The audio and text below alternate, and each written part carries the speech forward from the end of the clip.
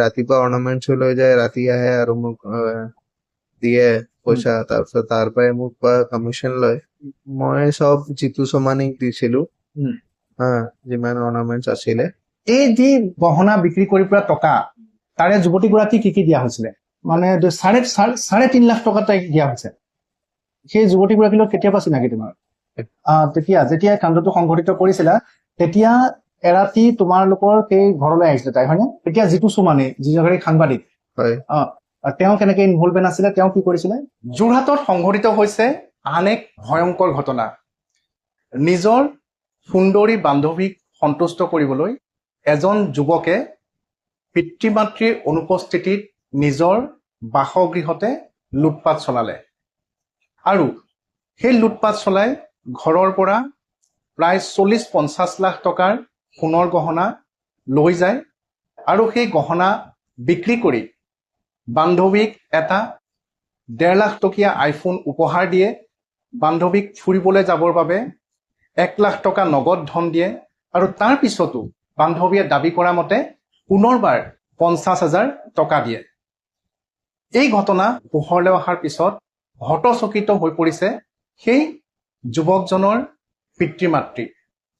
আৰু আটাইতকৈ আচৰিত কৰি তোলা কথাটো হৈছে যে এই যি সোণৰ অলংকাৰসমূহ চুৰি কৰি কৌশলেৰে নিজৰ ঘৰতে চুৰি কৰি নিছিলে, সেইখিনি বিকাৰ ক্ষেত্ৰত এজন সাংবাদিকে সহায় কৰি দিছিল। সেই সাংবাদিকজনো বৰ্তমান পলাতক অৱস্থাত আছে।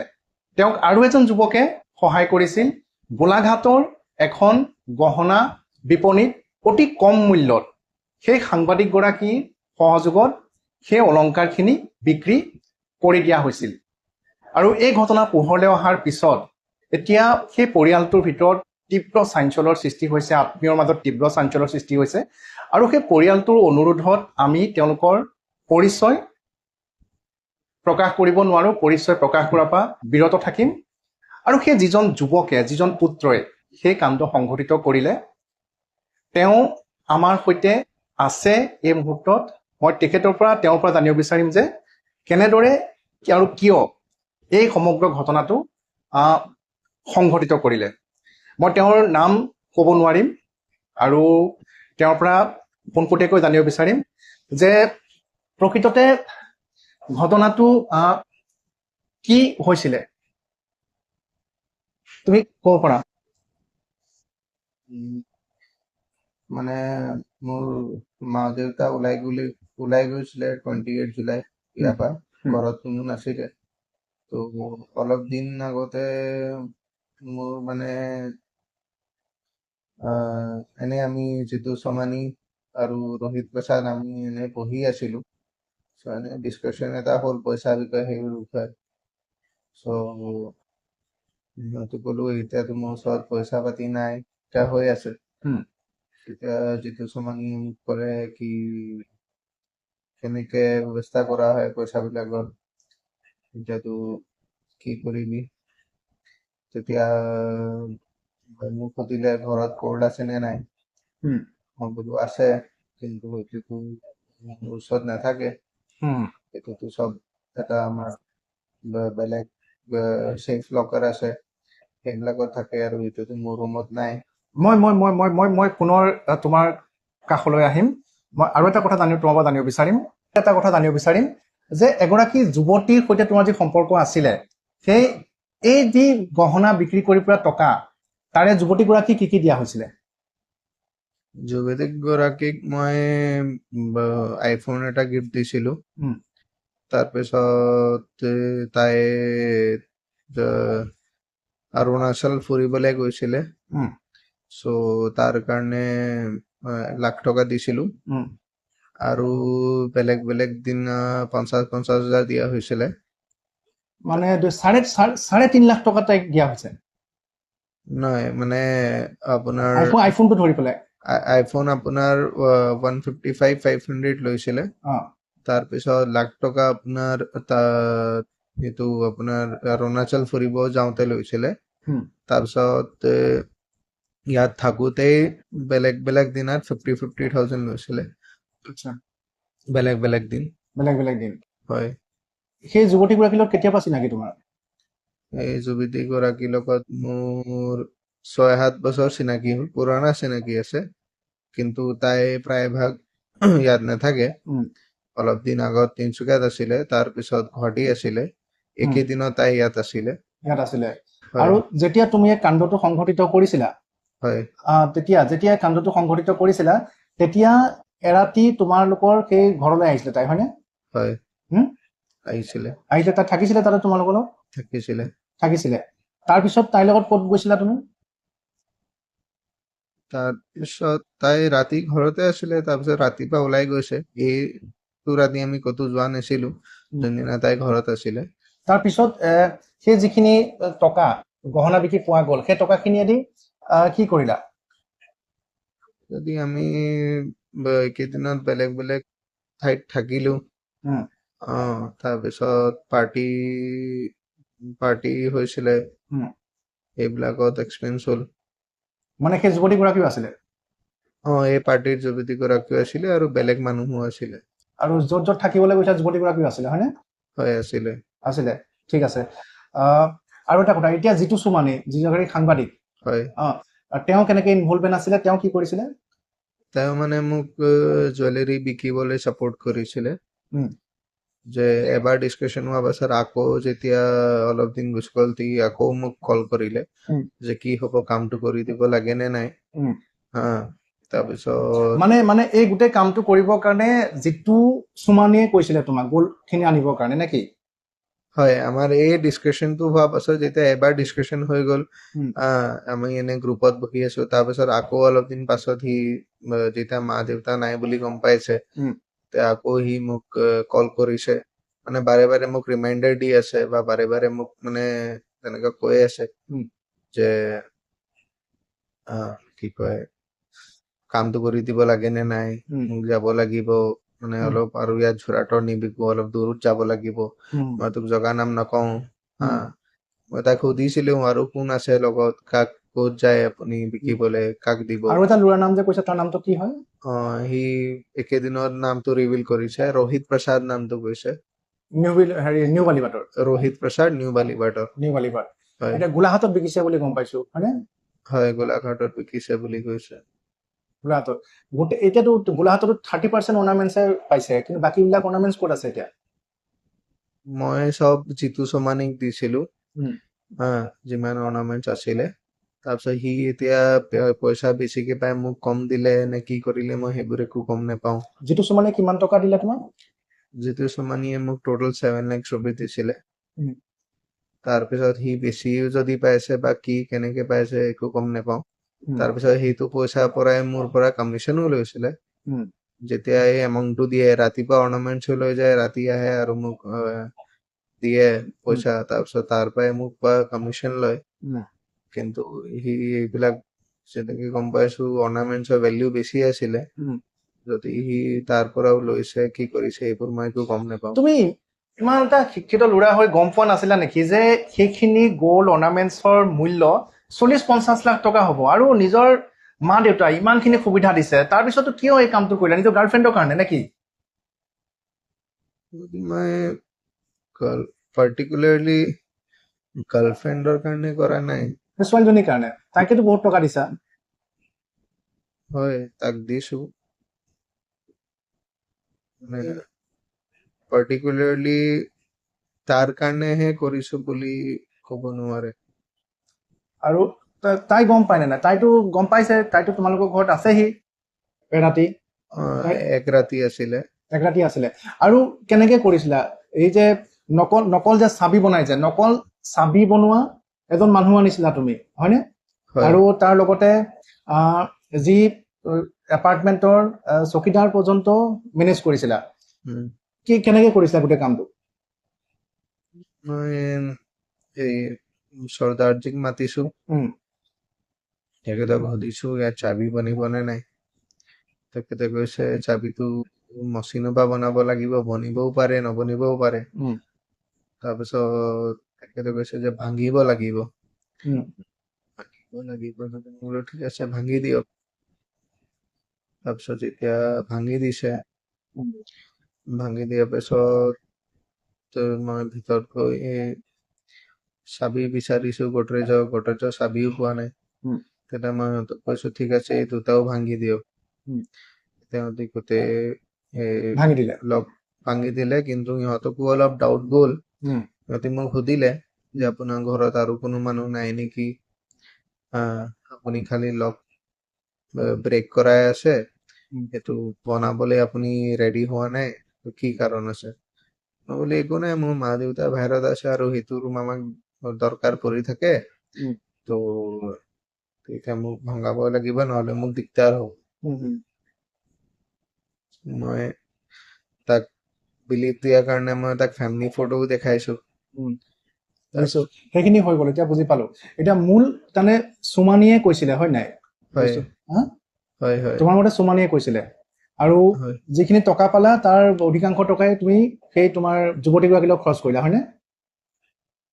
হয়, আমি মানে ডেইলি বাহিৰত আছিলো, বেলেগ বেলেগ যোৰহাটৰ প্ৰপাৰ্টি বিলাকত আছিলো, হয়। পাৰ্টি কৰিলো, তাৰপিছত তাই ফোন ললে, ফুৰিবলৈ গ'ল, সেইবিলাকত গ'ল, তাৰ শ্বপিঙৰ। আৰু এটা কথা শেষত সোধো যে এতিয়া তুমি আৰক্ষীৰ ওচৰত আত্মসমৰ্পণ কৰিবানে, নিজে চাৰেণ্ডাৰ কৰি পেলাই তেওঁলোকৰ গোটেই তদন্তত সহায় কৰিবানে? কৰিম কৰিম হা? কৰিম কৰিবা? কৰিম। আৰু নেক্সট এনেকুৱা আকৌ হ'ব পাৰে নেকি ভৱিষ্যতে এনেকুৱা ঘটনা? এনেকুৱা ইন ফিউচাৰ কেতিয়াও নহয়, আৰু এনেকুৱা সেইবিলাকত মোক কেতিয়াও মানে আপুনি এনেকুৱা এক পইচা ফ্ৰডতো মোক ক'তো ইনভলভ নাপায় ইন ফিউচাৰ। কিন্তু পুলিচৰ ওচৰত তুমি চাৰেণ্ডাৰ কৰিবা এতিয়া? কৰিম কৰিম। হা? কৰিবা? কৰিম, আৰু যি কথা সঁচা আছে, যি হৈছে চব মই কৈ দিম। ঠিক আছে। যোৰহাটত এইকেইদিন যিটো বিষয় চৰ্চা হৈ আছে, এটা বিষয় চৰ্চা হৈছে যে এজন যুৱকে নিজৰ ঘৰৰ পৰা তেওঁ বহুত পৰিমাণৰ ধন সোণ লৈ তেওঁ গুচি গৈছিলে। পৰৱৰ্তী সময়ত তেওঁ পিতৃ মাতৃয়ে তেওঁক বাহিৰৰ পৰা আৰক্ষীৰ সহযোগত উভতাই আনিছিলে। এতিয়া তেওঁলোক পিতৃ মাতৃ খুব উদ্বিগ্ন হৈ আছে। যুৱকজনেও নিজে এতিয়া কথাখিনি অনুশোচনা কৰিছে, কি হ'ল কি নহ'ল। আমি তেওঁৰ মুখেৰে গোটেইখিনি জানিম প্ৰকৃততে কি হ'ল। 30 জুলাইত এই ঘটনা সংঘটিত হৈছিলে। পিতৃ মাতৃ সেই সময়ত ঘৰত নাছিলে, অসমৰ বাহিৰত তেওঁলোক চিকিৎসাৰ বাবে গৈছিলে। মোৰ লগত সেইজন যুৱক আছে, তেওঁ নিজ মুখেৰে ক'ব প্ৰকৃততে ঘটনাটো কি হ'ল, কিয় হ'ল, এতিয়া তেওঁ কি ভাবে। কোৱাচোন, প্ৰথমতে ঘটনাটো কেতিয়া হৈছিলে, কোন তাৰিখে হৈছিলে? মানে 28 জুলাই আগত আমি এনে ইভিনিং যেতিয়া চব লগ পাওঁ, যেতিয়া তাত জিতু চমানী আৰু ৰোহিত প্ৰসাদ, আমি এনে ইভিনিং যেতিয়া লগৰবোৰ লগ পাওঁ, তেতিয়া জিতু চমানীও আছিলে, তাত চব লগৰবোৰ আছিলোঁ আমি, ৰোহিত প্ৰসাদ আছিলে। যেতিয়া এনে ডিছকাশ্যন এটা হৈছিলে পইচা পাতিৰ কাৰণে, যে পইচা পাতি কাৰ ওচৰত কিমান কি আছে, এনেই জেনেৰেল ডিছকাশ্যন এটা লগৰবিলাক মাজত যে হয়, তেতিয়া সি মোক সুধিলে তোৰ ওচৰততো নাই একো, এতিয়া তই কেনেকৈ এক্সপেন্সবিলাক মেনেজ কৰিবি, কি কৰিবি? তাৰপিছত সি যেতিয়া যিটোৱে মোক সেইটো কথা সুধিছিলে, তেতিয়া মই ক'লোঁ না মোৰ ওচৰততো এতিয়া একো নাই, পইচা নাই, মোৰতো যি এক্সপেন্স থাকে বা যিয়ে থাকে মই ঘৰৰ পৰাই খুজি তেনেকৈ চলি আছোঁ এতিয়া।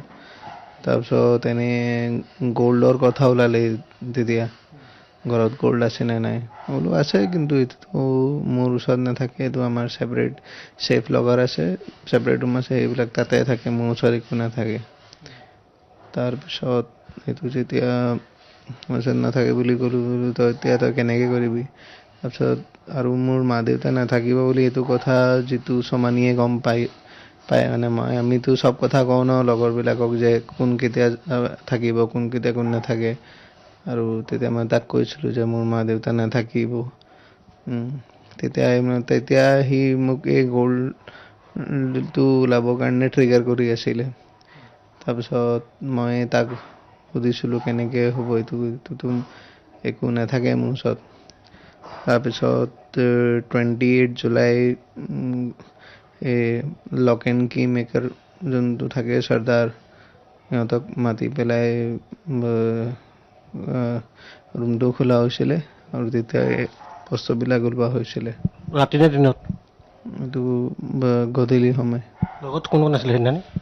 মই অকলে আছিলোঁ ঘৰততো, কিন্তু চব কেনেকৈ কি কৰিব লাগে এইটো মোক যিটো চমানীয়ে কৈছিলে সি মানে তেতিয়া ঘৰতো অহা নাই, ঘৰৰ ওচৰতো নাই। সি মানে আগতীয়াকৈ মোক কথাবিলাক কৈ দিছিলে। জিতু সোমানে কি কৰে?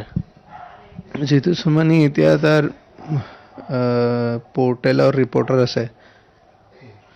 তুমি চাবি বনালা পাঞ্জাৱীৰ পৰা, চাবি খুলিলা, চাবি খুলি পেলাই কিমান অৰ্ণামেণ্টছ তুমি উলিয়াই আনিলা?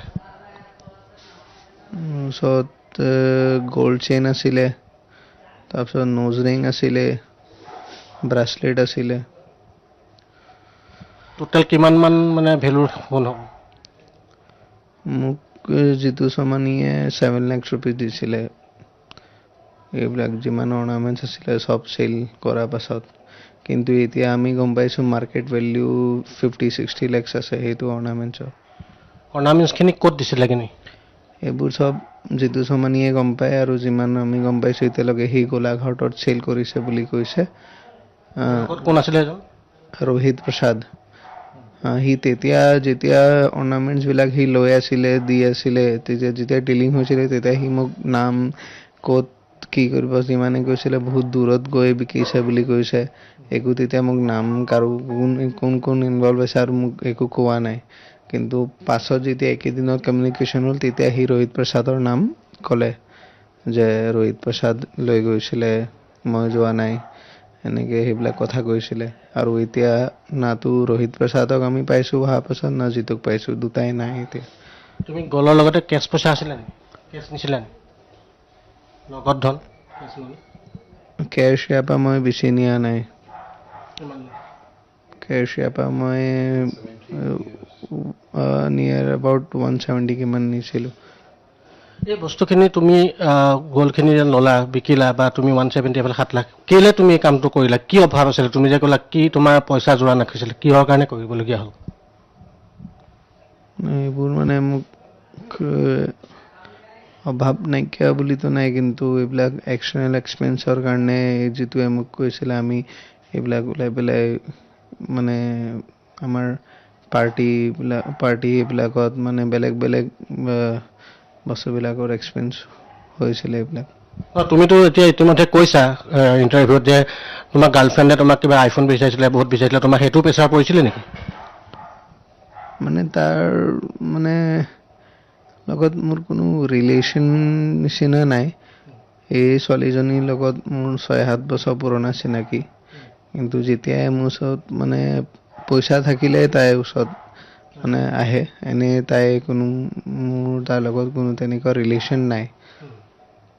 আৰু এইকেইদিনত তাই মোৰ পৰা আইফোন লৈছে, আৰু অৰুণাচল ফুৰিবলৈ গৈছিলে, সেইটো পইচা লৈছে, আৰু বিভিন্ন কাৰণত পইচা লৈছিলে। যেতিয়া তাই পইচা দৰকাৰ হয় তেতিয়া তোমাক বিচাৰি আহে? বেলেগ সময়ত তোমাৰ সম্পৰ্ক নাই, পইচাৰ কাৰণে ৰিলেশ্যন ৰাখে নেকি? যেতিয়া মানে পইচা থাকে মোৰ ওচৰত তেতিয়াহে বেছি ক্ল'জ হয়, আইনকাল দিনত বেছি ক্ল'জ হৈ নাথাকে। তুমি যিখিনি যেতিয়া পইচা নিছিলা, এইখিনি পইচাৰে তাইক কিবা খৰচ দিছিলা নাই? এতিয়া এইখিনি পইচাৰে মানে এতিয়া যিখিনি পইচা তুমি পাইছিলা, 7 লাখ টকা এফালে ঘৰৰ পৰা নিছিলা, এইখিনি পইচাৰে ছোৱালীজনীক কিবা কিনি দিছিলা নেকি? হয়, এইদিনত তাই আইফোন লৈছিলে, তাৰপিছত কেছো লৈছিলে।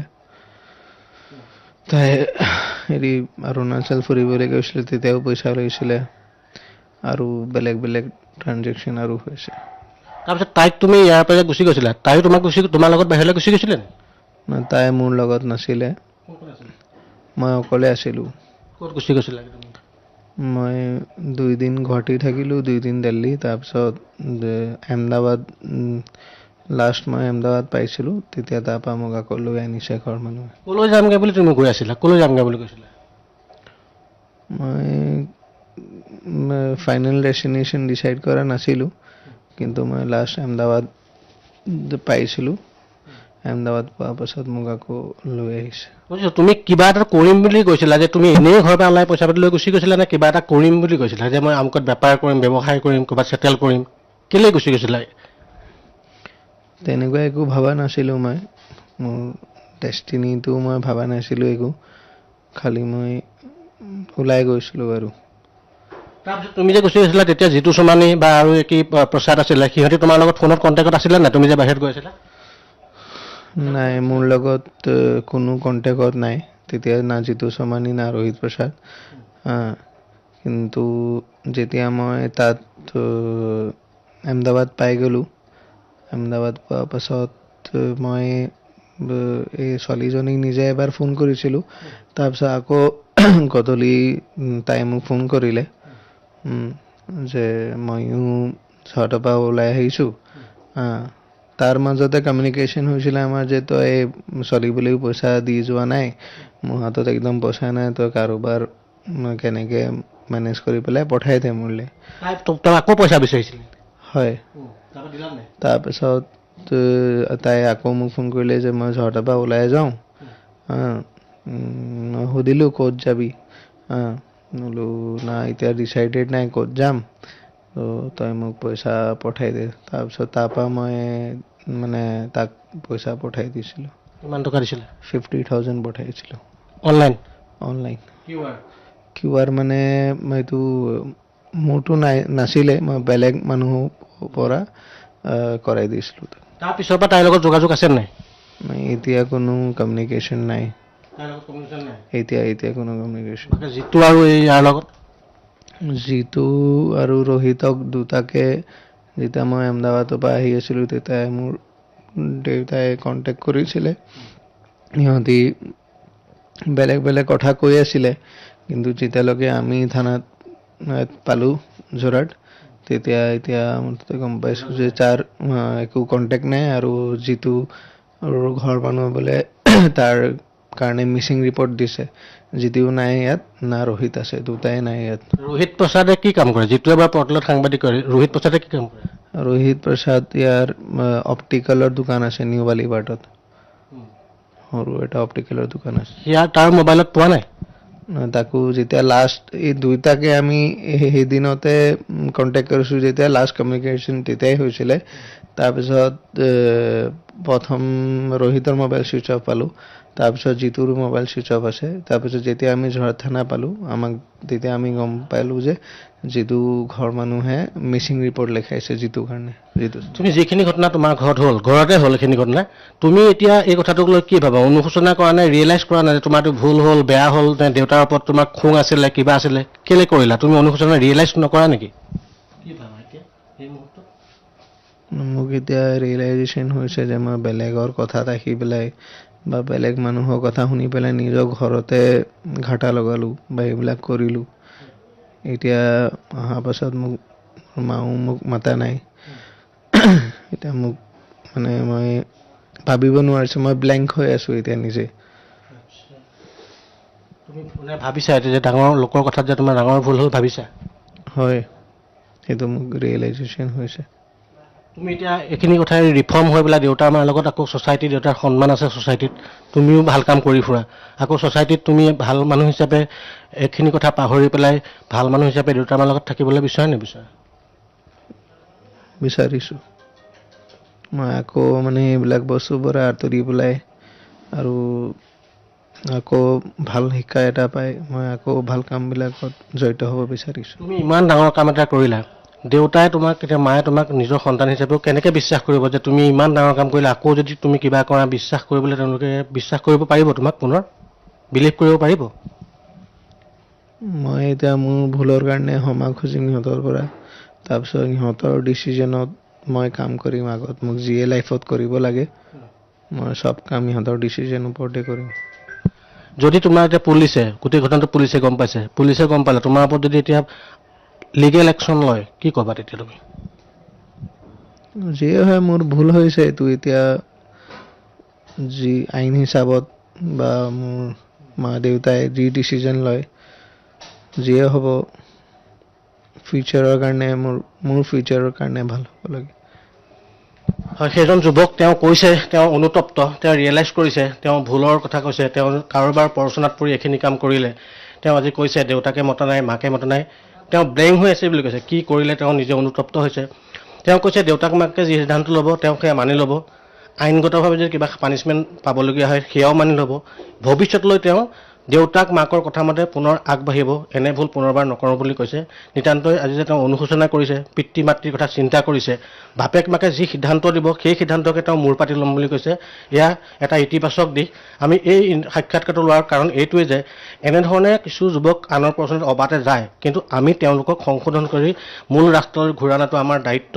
পিতৃ মাতৃয়ে তেওঁ সংশোধন কৰিবলৈ বিচাৰিছে আৰু পিতৃ মাতৃয়ে যি কথা কয় তাকে তেওঁ মূৰ পাতি ল'ম বুলি কৈছে, ৰিয়েলাইজ কৰিছে যাতে আগলৈ তেওঁ ভুল নকৰে আৰু পিতৃ মাতৃৰ সিদ্ধান্তৰ মতে তেওঁ আগন্তুক বাট বুলিবলৈ সক্ষম হ'ব।